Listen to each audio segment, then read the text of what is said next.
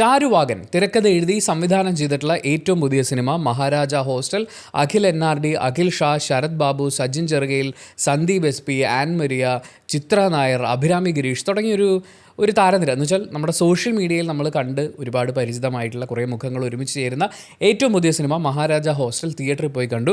അതിനുശേഷം നമുക്ക് പറയാനുള്ള എന്താണെന്ന് വെച്ചാൽ നല്ലൊരു ശ്രമമായിരുന്നു. എന്ന് വെച്ചാൽ നമുക്ക് ചില കാര്യങ്ങളൊക്കെ കാണുമ്പോഴേ തട്ടിക്കൂട്ടി എങ്ങനെയെങ്കിലും ഉണ്ടാക്കുന്നതും നമുക്ക് മനസ്സിലാവും. ഭയങ്കരമായിട്ട് ആഗ്രഹിച്ച് ചെയ്തു, പക്ഷേ അതങ്ങോട്ട് സെറ്റായില്ല എന്ന് പറയുന്നത് മനസ്സിലാക്കാൻ പറ്റും. എനിക്ക് ഈ രണ്ടാമത്തെ കാറ്റഗറിയിലാണ് ഈ സിനിമ ഫീൽ ചെയ്തത്. നല്ലൊരു ശ്രമം അവരുടെ ഭാഗത്തുനിന്ന്, അത്യാവശ്യം പ്ലോട്ട് ട്വിസ്റ്റൊക്കെ കൊണ്ടുവരാൻ വേണ്ടിയിട്ടുള്ള എലമെൻറ്റുകൾ ഉണ്ടായിരുന്നു, ഇമോഷണലി കണക്ട് ചെയ്യാൻ പറ്റുന്ന സാധനങ്ങൾ ഉണ്ടായിരുന്നു, പിന്നെ കുറച്ചൊരു മിത്ത് പരിപാടിയൊക്കെ കണക്ട് ചെയ്തുകൊണ്ട് വരാനുള്ള സാധ്യതകൾ, നല്ലൊരു സിനിമ, ഒരു ഹിറ്റ് പടം ഉണ്ടാക്കാനുള്ള ആഗ്രഹം, ഇതൊക്കെ നമുക്ക് സിനിമ കാണുമ്പോൾ ഫീൽ ചെയ്യുന്നുണ്ട് ഇതൊക്കെ ഉണ്ടായിരുന്നു എന്നുള്ളത്. പക്ഷേ എന്നെ സംബന്ധിച്ച് സിനിമയുടെ ഏറ്റവും വലിയ അതിനെ പിന്നോട്ടടിക്കുന്ന ഒരു ഘടകം ഇതിൻ്റെ സ്ക്രിപ്റ്റായിരുന്നു.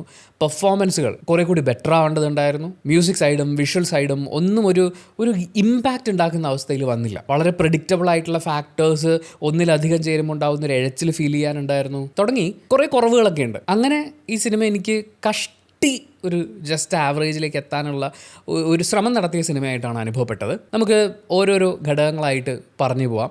ഒന്നാമത്തെ കാര്യം പെർഫോമൻസുകളാണ്. കുറേ കൂടി ബെറ്റർ ആയിട്ടുള്ളൊരു പെർഫോമൻസ് വേണമായിരുന്നു എന്ന് എനിക്ക് തോന്നി. അതിൻ്റെ കാരണം ഇപ്പോൾ അഖിൽ NRD ആണെങ്കിലും ഷാമോനാണെങ്കിലും നമ്മൾ ഇവരെയൊക്കെ റീലിൽ കാണുന്നൊരു പെർഫോമൻസ് ഇല്ലേ, അവിടെ തന്നെ നിൽക്കുന്ന പോലെ തോന്നി. പുറത്തേക്ക് വരാനുള്ളൊരു ശ്രമമൊക്കെ അവരുടെ ഭാഗത്തു നിന്നുണ്ട്. പക്ഷേ എൻഡ് ഓഫ് ദി ഡേ പ്രത്യേകിച്ച് ഇവർ കോമഡിയൊക്കെ ചെയ്യുമ്പോൾ ഒരുപാട് രസമുള്ള തമാശ റീലുകളൊക്കെ ചെയ്യുന്ന ആളുകളാണ്. ചില കോണ്ടൻറ്റ് അവർ ചെയ്യുന്നതിൽ എനിക്ക് അഭിപ്രായ വ്യത്യാസങ്ങൾ ഉണ്ടായിട്ടുമുണ്ട്, നമ്മളത് പ്രകടിപ്പിച്ചിട്ടുമുണ്ട്. പക്ഷേ ആ പെർഫോമൻസ് അവിടെ ഉണ്ടല്ലോ, അത് അതേപോലെ തന്നെ സിനിമയിൽ റിഫ്ലക്റ്റ് ചെയ്യുന്ന പോലെ തോന്നി. നമുക്ക് റീൽ എന്നൊക്കെ പറഞ്ഞാൽ ഒരു 30 സെക്കൻഡ് മുതൽ 3 മിനിറ്റ് വരെയൊക്കെ പോകുന്ന അത്രയേ ഉള്ളൂ. പക്ഷേ ഒരു ത്രൂ ഔട്ട് ദ മൂവി ഇതേ ഒരു സ്കെയിലിൽ പോകുക എന്ന് പറയുന്നത് ക്യാരക്ടേഴ്സ് ആകുമ്പോൾ അതിനനുസരിച്ചുള്ള ഏറ്റക്കുറച്ചിലുകൾ ഉണ്ടാവുമല്ലോ. പക്ഷേ അങ്ങനെ ഒരു ലെവലിലേക്ക് തീർച്ചയായും എത്തേണ്ടതുണ്ടായിരുന്നു. ഞാൻ ഒരിക്കലും മോശം പറയില്ല കേട്ടോ, കാരണം ഇവരൊക്കെ മെറിറ്റിൽ വന്ന പിള്ളേരാണ്. അതായത് നേരെ സിനിമയിലേക്ക് അപ്പനപ്പൂപ്പന്മാരോ അമ്മായിയുടെ മക്കളോ ഒന്നും കൊണ്ട് എത്തിച്ചിട്ടുള്ളതല്ല. പണിയെടുത്ത് സ്വന്തം കഴിവിതാണ് എന്ന് എക്സ്പ്രസ് ചെയ്ത് ഫാൻസിനെ ഉണ്ടാക്കി മെറിറ്റിൽ വന്ന പിള്ളേരാണ്. പക്ഷേ ഇവരെ കൊണ്ടൊരു സിനിമ ചെയ്യിക്കുന്നതിന് മുമ്പ് അവർക്കൊരു നല്ല ആക്ടിങ് വർക്ക്ഷോപ്പ് കൊടുത്ത് കുറച്ച് നാൾ ഈ ക്യാരക്ടർ എന്താണ്, എങ്ങനെയാണ്, പിന്നെ ഒരു പെർട്ടിക്കുലർ സീൻ പെർഫോം ചെയ്യുമ്പോൾ എങ്ങനെയാണ് നമ്മൾ കഥാപാത്രത്തിലേക്ക് വരേണ്ടത്, അങ്ങനെയൊക്കെ ഒരു നല്ല ആക്ടിങ് വർക്ക്ഷോപ്പ് കൊടുത്തിട്ട് അവരെ കൊണ്ട് പെർഫോം ചെയ്യിച്ചിരുന്നെങ്കിൽ കുറേ കൂടി മികച്ച പ്രകടനം പുറത്തെടുപ്പിക്കാൻ പറ്റും എന്നാണ് എനിക്ക് ഫീൽ ചെയ്യുന്നത്. കാരണം നമുക്കറിയാമല്ലോ ഇവരുടെയൊക്കെ ഈ പെർഫോമൻസ് ഒക്കെ കണ്ടിട്ട് ഇവർ ആഗ്രഹമുള്ള ആളുകളാണ്. സോ ആ ആഗ്രഹത്തിലേക്ക് എത്താൻ അവരുടെ ഒരു വഴി കണ്ടുപിടിച്ചു. അതെടുത്ത് നമ്മൾ സിനിമയെ കൊണ്ടുവരുന്നതിന് പകരം ആഗ്രഹമുള്ള പിള്ളേർ എങ്ങനെയാണ് ഗംഭീരമായിട്ട് പെർഫോം ചെയ്യേണ്ടതെന്ന് അവരെ പഠിപ്പിച്ചിട്ട് അവരെ സിനിമയിലേക്ക് കൊണ്ടുവരണമായിരുന്നു എന്ന് എനിക്ക് തോന്നി. ഇതിൽ പ്രേതവും പരിപാടിയൊക്കെയാണ്. ട്രെയിലർ കാണുമ്പോൾ നമ്മൾ ഊഹിക്കുമല്ലോ, 3 ചെറുപ്പക്കാർ ഉഴപ്പും വെള്ളോടിയും പരിപാടിയൊക്കെ ആയിട്ട് നടക്കുന്നു, വീട്ടുകാരെ പറ്റിച്ച് എങ്ങനെയെങ്കിലുമൊക്കെ ജീവിക്കാൻ വേണ്ടി നടക്കുന്നു എന്ന് പറയുന്ന അങ്ങനത്തെ സ്റ്റീരിയോടിപ്പിക്കൽ കഥാപാത്രങ്ങൾ തന്നെയാണ്. അപ്പോൾ ഈ ക്യാരക്ടേഴ്സ് ഒരു ഹോസ്റ്റലിൽ വരുന്നു, അതിനെ തുടർന്ന് അവിടെ സംഭവിക്കുന്ന കാര്യങ്ങൾ അവരുടെ ജീവിതത്തിലേക്ക് കടന്നു വരുന്ന പ്രേതം ഹൊറർ പരിപാടികളൊക്കെയാണല്ലോ.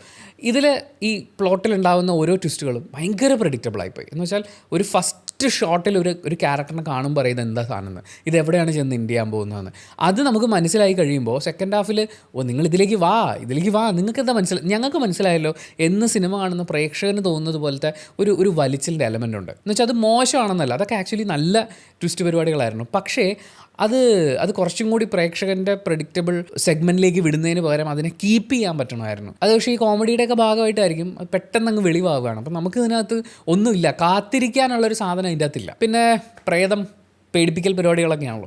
പ്രേതം മേക്കപ്പൊക്കെ എനിക്ക് കുറച്ച് കോമഡി ആയിട്ട് തോന്നി.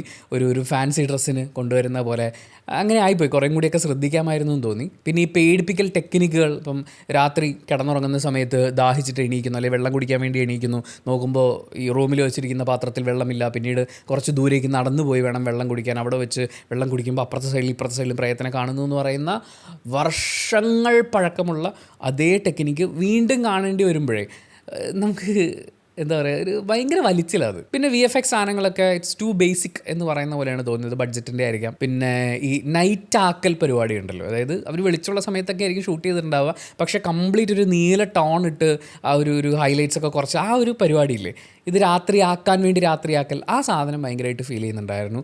രാത്രി ആക്ച്വലി ഇരുട്ടാണ് അല്ലെങ്കിൽ നീല കളറല്ല എന്ന് സിനിമാക്കാർ പഠിച്ചു തുടങ്ങിയിട്ട് കുറച്ച് നാളെ ആവുന്നുള്ളൂ. മലയാളം ഫിലിം മേക്കേഴ്സ് പഠിച്ചു തുടങ്ങിയിട്ട് കുറച്ച് നാളെ ആവുന്നുള്ളൂ. എല്ലാവരും അല്ല കേട്ടോ, കുറച്ച് മാസ്റ്റേഴ്സ് ഉണ്ട്, അവരൊക്കെ പണ്ടേ ഇതൊക്കെ മനസ്സിലാക്കി അങ്ങനെ നമ്മുടെ മുന്നിൽ എത്തിച്ചിട്ടുണ്ട്. പക്ഷേ ഇരുട്ടിനെ ഇരുട്ടാക്കി രാത്രിയാക്കി നമ്മുടെ മുന്നിൽ അവതരിപ്പിക്കുക എന്ന് പറയുന്ന ആ ഒരു ആർട്ടില്ലേ, അത് ഈ സിനിമയിൽ എനിക്ക് മിസ് ചെയ്തു. പിന്നെ വീഡിയോ ഇപ്പോഴത്തെ മെയിൻ പരിപാടിയാണ്. ലോ ബഡ്ജറ്റിൽ വരുന്ന മിക്കവാറും സിനിമകൾ, ഏറ്റവും ലാസ്റ്റ് ധ്യാനിൻ്റെ പടത്തിലൊക്കെയാണ്, അതായത് പാസ്റ്റ് കാണിക്കാൻ വേണ്ടിയിട്ട് നേരെ ആണ്. ഇവിടെ പാസ്റ്റിലും ഫ്യൂച്ചറിലും ഒക്കെ ഉപയോഗിച്ചിട്ടുണ്ട്. ആ പരിപാടി അത് സിനിമയിൽ കാണുമ്പോൾ ഭയങ്കരമായിട്ട് അടിക്കും. നമ്മളിപ്പോൾ സാധാരണ കണ്ടൻറ് ക്രിയേറ്റേഴ്സ് ചെയ്യാറുണ്ട്, അവർ ചെയ്യുന്നത് ഗംഭീരമായിട്ടൊക്കെ ചെയ്യുന്നുണ്ട്. ഇത് പക്ഷേ ഭയങ്കര ബഡ്ജറ്റിൽ ചെയ്തതുപോലെ നമുക്കിത് മനസ്സിലാവും. ചില ആൾക്കാരുടെ മുഖമൊക്കെ പെയിൻ്റ് അടിച്ചിങ്ങനെ എന്നിട്ട് നമ്മൾ കൈകൊണ്ട് തുടച്ച് കഴിഞ്ഞാലുള്ള പോലത്തെ ഒക്കെ അവസ്ഥയില്ലേ, അങ്ങനെയൊക്കെ കാണുന്ന പോലെ നിങ്ങൾ അത്ര ഇട്ടിട്ട് തകർക്കണ്ട. എനിക്കത് സിനിമയിൽ കാണുമ്പോൾ ഭയങ്കര അടിയാണ്. അല്ലെങ്കിൽ പിന്നെ നമുക്ക് മനസ്സിലാവാത്ത രീതിയിൽ ആ ഫാക്ടേഴ്സ് ചെയ്യാൻ പറ്റണം. ഇത് പക്ഷേ ഭയങ്കര എവിഡൻ്റ് ആയിട്ടുള്ള അങ്ങനത്തെ സാധനങ്ങളുണ്ടായിരുന്നു. പിന്നെ മ്യൂസിക് എനിക്കൊരു ഓക്കേഷ് ഫീലാണ് തോന്നിയത്. അവസാനത്തെ ബിറ്റ് നല്ലതായിരുന്നു. ഏറ്റവും ലാസ്റ്റ് ഒരു സാധനമുണ്ട് എന്ന് വെച്ചാൽ അറിയാലോ, പ്രേതങ്ങളൊക്കെ ഉണ്ടാകുമ്പോൾ പ്രേതത്തിൻ്റെ മോക്ഷം കൂടി കാണിക്കണം, എന്നിട്ട് നായകന്മാരും ഒക്കെ രക്ഷപ്പെടണം. ഇതാണല്ലോ എല്ലാ പ്രേത സിനിമയിലും നമ്മൾ മലയാളത്തിൽ കാണാം. ഹോളിവുഡിലേക്ക് പോയി കഴിയുമ്പോൾ ഒരാളെ ബാക്കി വെക്കുള്ളൂ, ബാക്കി എല്ലാത്തിനും തട്ടിക്കളയും. ഇതിലെങ്ങനെയാണെന്ന് വെച്ച് കഴിഞ്ഞാൽ ആ അവസാന ഭാഗത്തേക്ക് വരുമ്പോൾ ആ മ്യൂസിക് ബിറ്റ് നല്ലതായിരുന്നു. പക്ഷേ മ്യൂസിക് അതിൻ്റെ ഒരു ടോട്ടൽ സ്കെയിലിൽ നമ്മൾ നോക്കുമ്പോൾ ഈ സിനിമയെ അപ്ലിഫ്റ്റ് ചെയ്യാൻ ഈ മ്യൂസിക്കിന് പറ്റുന്നുണ്ടോ എന്ന് ചോദിച്ചു കഴിഞ്ഞാൽ അറിയാമല്ലോ, ഈ സിനിമയുടെ ഒരു കഥയൊക്കെ വെച്ചിട്ട് ആദ്യം ഈ പിള്ളേരുടെ അലമ്പ് കാണിക്കാൻ ഒരു പാട്ട് വേണം, പ്രേമം കാണിക്കാൻ ഒരു പാട്ട് വേണം, പ്രേതം വരുമ്പോൾ ഒരു പാട്ട് വേണം, ടെൻഷൻ അടിച്ച് ഓടുമ്പോൾ ഒരു പാട്ട് വേണം എന്ന് പറയുന്ന എല്ലാ ക്ലീഷേ പരിപാടികളും ഇതിനകത്തുണ്ട്. പക്ഷെ അവിടെ ഒന്നും ഈ പാട്ടുകൾക്ക് അതിൻ്റെ അതിൻ്റേതായിട്ടുള്ളൊരു അസ്തിത്വം നമുക്ക് ഫീൽ ചെയ്യാമെന്ന് പറയുന്ന ആ സാധനം എനിക്ക് തോന്നിയില്ല. പിന്നെയാണ് മെയിൻ സാധനം. ഒരുപക്ഷെ ഇത് പ്രോപ്പറായിട്ടുണ്ടായിരുന്നെങ്കിൽ ബാക്കിയുള്ള എല്ലാ എലമെൻസും ബെറ്ററായിട്ട് നമുക്ക് ഫീൽ ചെയ്യുമായിരുന്നു.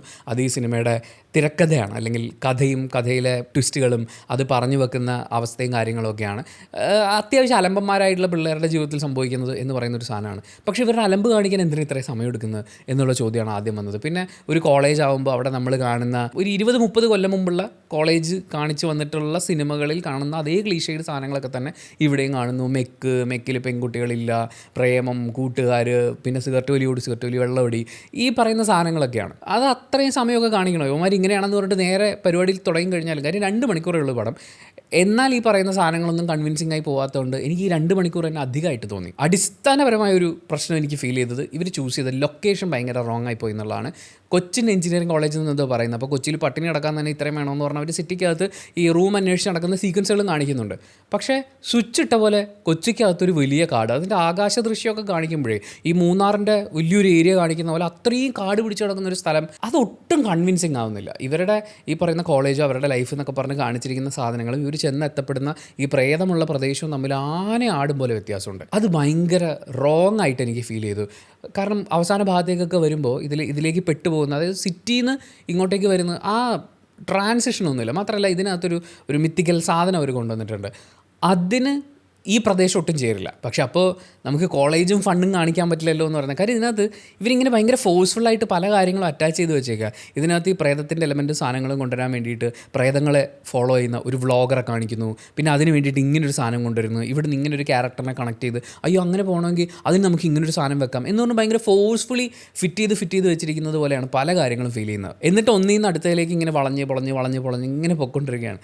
സ്ട്രെയിറ്റ് ആയിട്ട് കാര്യം പറഞ്ഞു കഴിഞ്ഞാലും വർക്കാവേണ്ട കാര്യങ്ങൾ വർക്കാവുകയാണെങ്കിൽ ആളുകൾ ഇരുന്നോളും. പിന്നെ എനിക്ക് ഏറ്റവും വൃത്തികേടായി തോന്നിയൊരു സാധനം എന്താണെന്ന് വെച്ച് കഴിഞ്ഞാൽ കാടിൻ്റെ മക്കളും ദേവിയൊക്കെ കാണിക്കുകയാണ്. അതായത് ദേവി എന്ന് പറഞ്ഞു കഴിഞ്ഞാൽ ഉടനെ വെളുത്ത് തുടുത്ത് അങ്ങനെയായിട്ട് മാറും. അതായത് അത്രയും നാൾ കാടിൻ്റെ മകളായി ജീവിച്ചിരുന്ന ആൾ ദേവി ഉള്ളിൽ കയറി കഴിയുമ്പോഴത്തേക്കും വെളുത്ത് വരുന്നു. അതുപോലെ ദേവിയെ കാണിക്കുമ്പോഴും ഭയങ്കരമായിട്ട് വെളുപ്പിച്ച് ഫുള്ള് ലൈറ്റ് വിട്ട് ഈ കറുത്ത മക്കൾ എന്ന് പറയുന്നത്, കാടിൻ്റെ മക്കൾ എന്ന് പറയുന്ന ആളുകൾ, അവർ കാട്ടിൽ ജീവിച്ചിരുന്ന കാലത്ത് അവർ തന്നെ കണ്ടിട്ടുള്ള രൂപങ്ങളിൽ നിന്നായിരിക്കണമല്ലോ ഒരു ദൈവസങ്കല്പം ഉണ്ടാക്കേണ്ടത്. അത് മാത്രമല്ല കാടും കല്ലും മണ്ണും മരങ്ങളും ഒക്കെയാണ് അവിടെ ദൈവസങ്കല്പമായിട്ട് വരുന്നത്. അതിൻ്റെ ഇടയിൽ ഈ മറ്റേ വെളുത്തു തുടുത്ത ദേവീ സങ്കല്പം അത് വേറെ സാധനമാണ്. കുറേ ആളുകൾ വന്ന് പലതും ഹൈജാക്ക് ചെയ്തെടുത്തതിൻ്റെ ബാക്കി പത്രമായിട്ടാണ് ഈ വെളുത്ത ദൈവങ്ങളും അല്ലെങ്കിൽ കറുത്ത കൃഷ്ണൻ നീല കളറാവുന്നതും ഒക്കെ സംഭവിച്ചിട്ടുള്ളത്. അപ്പോൾ അത് നിങ്ങൾ ഇവിടെ കൊണ്ടുവന്ന് പ്ലേസ് ചെയ്യല്ലേ, ഭയങ്കര വൃത്തികേടാണത്. ചില ആളുകൾക്ക് അത് കാണുമ്പോൾ മറ്റേ പൂജാമുറിയിൽ വെച്ചിരിക്കുന്ന വെളുത്ത ദേവിയുടെയും ദേവന്മാരുടെയൊക്കെ ഫോട്ടോ കണ്ട് ശീലിച്ചത് കൊണ്ട് ഒക്കെ ആയിട്ട് തോന്നും. പക്ഷേ കുറച്ച് കോമൺ സെൻസ് വെച്ചിട്ട് നമ്മൾ ആലോചിച്ച് നോക്കുമ്പോൾ എന്തുവാടേ ഇത്, വെള്ള നിറവും എല്ലാം കൂടി ആയിട്ട് ഭയങ്കര ഫോഴ്സ്ഫുള്ളി ആയിട്ട് അങ്ങനെ കുറേ സാധനങ്ങൾ വന്നിട്ടുണ്ട്. പക്ഷേ ഈ സിനിമയുടെ ഭാഗമായിട്ടുള്ള മുന്നിലും പിന്നിലും നിന്നിട്ടുള്ള ആളുകളുടെ ഉള്ളിലൊരു ആഗ്രഹം ഉണ്ടായിരുന്നു എന്ന് പറയുന്ന സാധനം അത് നമുക്ക് സിനിമ കാണുമ്പോൾ ഫീൽ ചെയ്യും. അതെങ്ങനെയാണ് ഫീൽ ചെയ്യുന്നതെന്ന് വെച്ചാൽ ചില സിനിമ കാണുമ്പോൾ നമുക്ക് മനസ്സിലാവും. ചിലതിങ്ങനെ കാശുണ്ട് പ്രൊഡ്യൂസറെ പറ്റിക്കാന്ന് പറഞ്ഞാൽ എടുക്കുന്ന സിനിമകൾ എക്സാക്ട്ലി നമുക്ക് മനസ്സിലാവും. അത് പ്രേക്ഷകന് ചിലപ്പോൾ കണ്ട് ശീലിച്ചതിൻ്റെ ആയിരിക്കും. എല്ലാ പ്രേക്ഷകർക്കും, എനിക്ക് മാത്രമൊന്നുമല്ല. അതേപോലെ ആത്മാർത്ഥമായ ആഗ്രഹം ഉണ്ടായിരുന്നു, പക്ഷേ ഒപ്പിക്കാൻ പറ്റിയില്ല എന്ന് പറയുന്നത് നമുക്ക് മനസ്സിലാവും. ഇതിനകത്ത് ഈ പടം വർക്കായില്ല അല്ലെങ്കിൽ വർക്കാവാത്തതിൻ്റെ കാരണങ്ങൾ ഇതൊക്കെയാണെന്ന് ഞാൻ പറയുമ്പോൾ ഒരുപക്ഷെ എന്നേക്കാൾ നിശിതമായ ഭാഷയിൽ വിമർശിക്കുന്ന ആളുകളും ഉണ്ടായേക്കാം. ചിലപ്പോൾ ഇതൊരു ഗംഭീര സിനിമയാണെന്നും അഭിപ്രായങ്ങൾ വരാം. സിനിമയാണ്, ഓരോരുത്തർക്കും അത് ഡിഫറൻ്റ് ആണ്. പക്ഷേ ഈ വിമർശനങ്ങളിൽ തളർന്നു പോകുന്നതിന് പകരം അതിൽ നിന്ന് പഠിച്ചെടുക്കാൻ പറ്റുന്ന കാര്യങ്ങൾ എടുത്തിട്ട് കൂടുതൽ ശക്തമായി മുന്നോട്ട് പോകുക എന്നുള്ളതാണ് എനിക്ക് മെറിറ്റിൽ വന്ന പിള്ളേരോട് പറയാനുള്ളത്. ബാക്കിയുള്ളവർ നന്നായില്ലെങ്കിലും അവർക്കുള്ള സിനിമയും കൊണ്ട് പ്രൊഡ്യൂസർമാർ വീട്ടിലേക്ക് ചെല്ലും. പക്ഷേ അല്ലാത്തവർ സ്വന്തമായിട്ട് പഠിച്ച് ആത്മാർത്ഥമായി അതിന് എഫേർട്ട് ഇട്ടേ പറ്റൂ, അത് ചെയ്യും എന്നുള്ള പ്രതീക്ഷയിൽ എന്നെ സംബന്ധിച്ച് ആവറേജിലേക്ക് എത്താൻ വേണ്ടി കിണഞ്ഞ് പരിശ്രമിച്ച ഒരു സിനിമാ അനുഭവം. പക്ഷേ എനിക്ക് അങ്ങനെ ഫീൽ ചെയ്തില്ല. പക്ഷേ നിങ്ങൾക്ക് അങ്ങനെ ഫീൽ ചെയ്യണമെന്നില്ല. നിങ്ങളുടെ അഭിപ്രായങ്ങൾ, ഈ സിനിമ തിയേറ്ററിൽ കണ്ടിട്ടുള്ള ആളാണെങ്കിൽ നിങ്ങളുടെ അഭിപ്രായങ്ങൾ കമൻറ്റ് ബോക്സിൽ രേഖപ്പെടുത്തുക. കമൻറ്റ് ബോക്സും കൂടി വായിച്ചിട്ട് സിനിമയ്ക്ക് പോകണോ വേണ്ടിയോ തീരുമാനമെടുക്കാൻ കാത്തിരിക്കുന്ന കുറേ ആളുകളുണ്ട്. അവർക്കതൊരു വലിയ സഹായമായിരിക്കും. അപ്പോൾ thank you so much for watching this video. Video ഇഷ്ടപ്പെട്ടാൽ ലൈക്ക് ചെയ്യുക, കമൻറ്റ് ചെയ്യുക, ഷെയർ ചെയ്യുക, സബ്സ്ക്രൈബ് ചെയ്യുന്ന കാര്യവും ഹൈപ്പ് ചെയ്യുന്ന കാര്യവും പരിഗണിക്കുക.